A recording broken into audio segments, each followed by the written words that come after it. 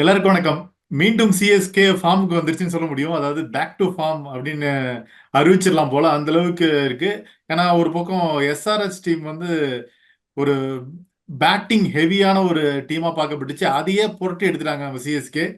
So Arun, சொல்லுங்க உங்களுடைய கருத்து என்ன? First CSK back to form வந்ததை பத்தி நீங்க என்ன நினைக்கிறீங்க? 2 மேட்ச் தோத்துட்டாங்க, இப்போ வந்துட்டாங்க. ஆமாங்க. 2 மேட்ச் தோத்துட்டாங்க. மறுபடியும் இப்ப வின்னிங் வேஸ்க்கு வந்திருக்காங்க.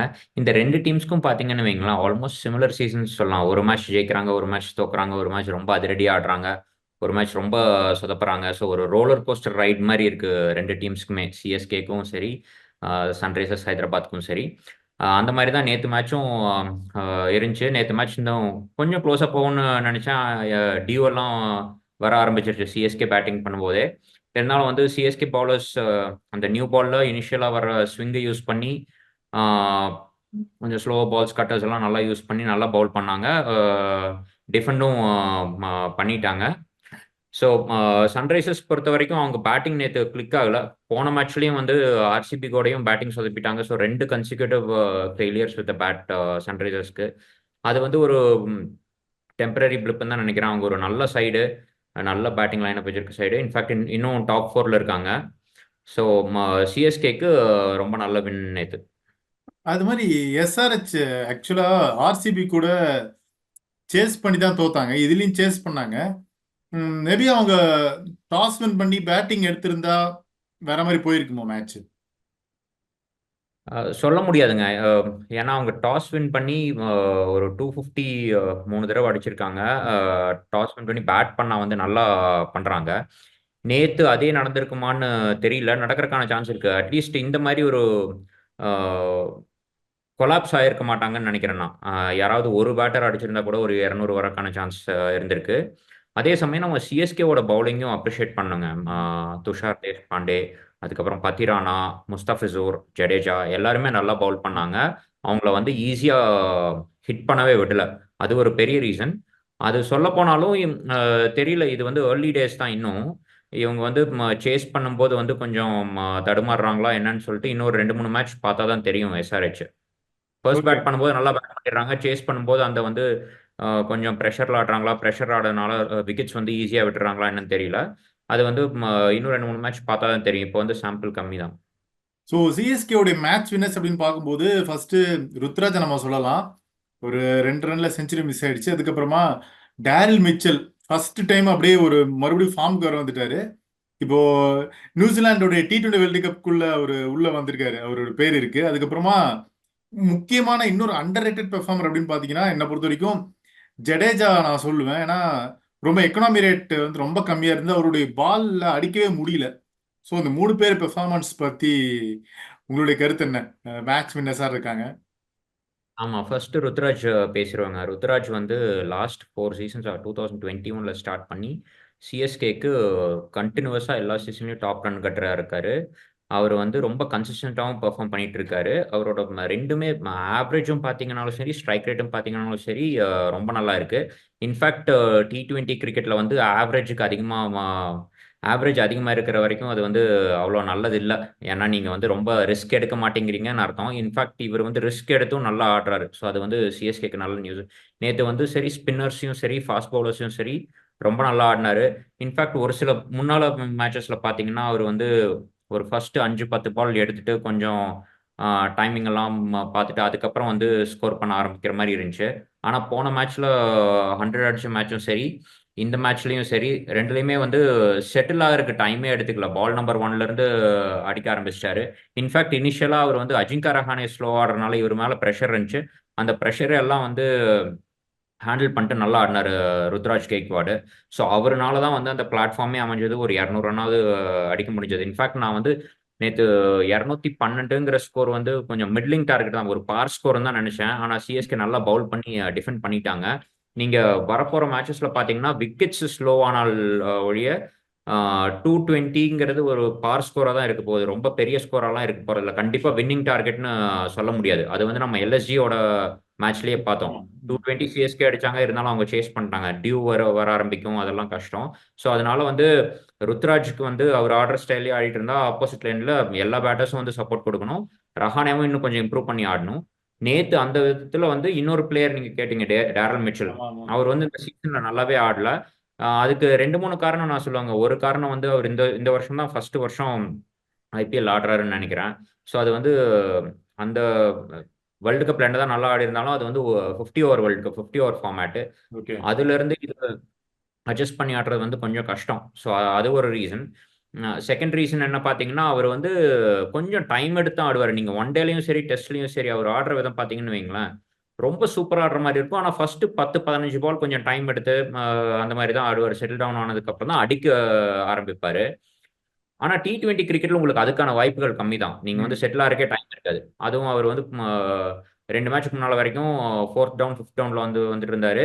அதனால அவர்னால செட்டிலே ஆக முடியல. ஆமா. வேற இந்த மேட்ச் பார்த்தீங்கன்னா, போன மேட்சும் இந்த மேட்ச் 2 மேட்சுமே வந்து நம்பர் 3ல வராரு. நம்பர் 3ல வரக்கு அவருக்கு ஒரு கொஞ்சம் எக்ஸ்ட்ரா டைம் இருக்கு செட்டில் டவுன் ஆறக்கு. அது எஸ்பெஷலி வந்து ஆப்போசிட் எண்ட்ல ருத்துராஜ் மாரி நல்ல ஃபார்ம்ல இருக்கு, நல்லா ஆடிட்டு இருக்கும்போது இவருக்கான பிரஷர் கொஞ்சம் கம்மியா இருக்கிறதுனால ஓகே. அது டைம் எடுத்து ஆடினதுனால இவரும் வந்து நல்லா ஸ்கோர் பண்ணிட்டார். இவருக்கு இதுதான் கரெக்டான பொசிஷன். ஸோ நல்லது. நல்லா பண்ணி இவரும் 2 பேருமே ஸ்பின்னர்ஸ் ஃபாஸ்ட் பால்ஸ் நல்லா அடிக்கக்கூடிய ஆள். ஸோ இவரும் ஃபார்முக்கு வந்தது வந்து சிஎஸ்கேக்கு இன்னொரு பெரிய பெரிய ப்ளஸ் பாயிண்ட். தேர்டு நீங்க சொன்ன மாதிரி இந்த சீசன் ஃபுல்லாவே ஜடேஜாவோட கான்ட்ரிபியூஷன்ஸ் வந்து அவர் பால் பெருசா போடல. ஏன்னா ஃபாஸ்ட் பவுலர்ஸ் தான் நிறைய விக்கெட்ஸ் கொடுத்துருக்காங்க. ஆமா ஆமா. சிஎஸ்கே ஸ்பின் சரியா எடுபடல. ஸோ அதனால அவரோட கான்ட்ரிபியூஷன் கொஞ்சம் கம்மியா தான் இருந்துச்சு வித் பால். பேட்டும் வந்து பெரிய கான்ட்ரிபியூஷன்லாம் கிடையாது. நீங்க பாத்தீங்கன்னா 2 3 மேட்ச்ல ஒரு 25 30 ரன் அடிச்சிருக்காரு. அதுவும் ரன் பால் தான் அடிச்சிருக்காரு. பெரிய கான்ட்ரிபியூஷன் இல்ல. ஆனா நேத்து மேட்ச்ல அவர் வித் பால் ஒரு ஒன் ஆஃப் த ஸ்டார் பெர்ஃபார்மர்ஸ்ங்க. அந்த 6ல இருந்து 15வது ஓவர் வரைக்கும் போடுறது இப்ப இருக்கிற கண்டிஷன்ல எஸ்பெஷலி இந்த எஸ்ஆர்ஹெச் லைனை போட கொஞ்சம் கஷ்டம் தான்.